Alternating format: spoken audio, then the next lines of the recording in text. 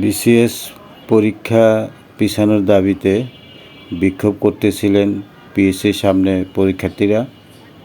Police এসে তাদেরকে ছত্রভঙ্গ করে দেন এবং কয়েকজনকে গ্রেপ্তার করে নিয়ে যাচ্ছেন।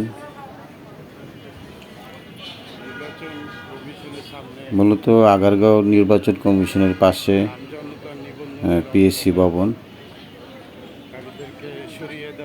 তার পাশে আবার নির্বাচন কমিশনের সামনে আমজনতার তারেক অনশন করতেছেন।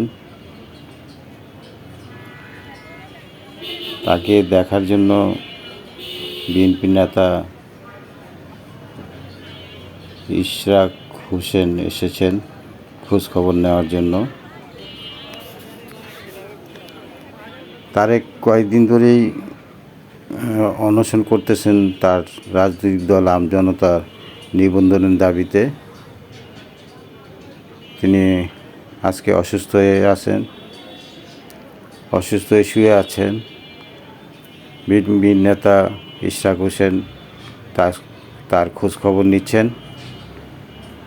আমি চেষ্টা করতেছি আপনাদেরকে দেখানোর জন্য, মূলত পুরোপুরি দেখাতে পারতেছি না, এই জন্য আমি দুঃখিত। যতটুকু সম্ভব আপনাদেরকে দেখাচ্ছি। নির্বাচন কমিশনের সামনে শুয়ে আছেন তারেক। উনি কয়েকদিন ধরেই অবস্থান করতেছেন এখানে নির্বাচন কমিশনের গেটের সামনে। কয়েকদিন ধরে অবস্থানের ফলে তিনি শারীরিকভাবে অসুস্থ হয়ে পড়েছেন। তারই শারীরিক খোঁজ খবর দিচ্ছেন ইশরাক হোসেন।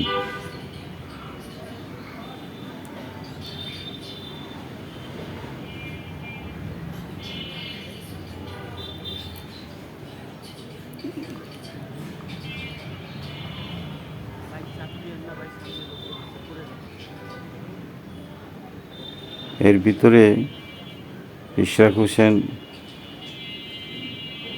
কয়েকবারই চেষ্টা করেছেন আসার জন্য। আজকে উনি এসেছেন, খোঁজখবর নিলেন ইশরাক। খোঁজখবর নিয়ে উনি গাড়িতে যাচ্ছেন। কালো গাড়ির ভিতরে আছেন বিএনপি নেতা ইশরাক হোসেন।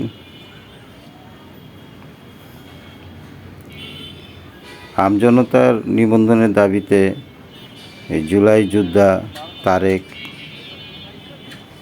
কয়েকদিন ধরে অনশন করতেছেন। ইশরাক হোসেন তারই খোঁজখবর নিতে আসলেন।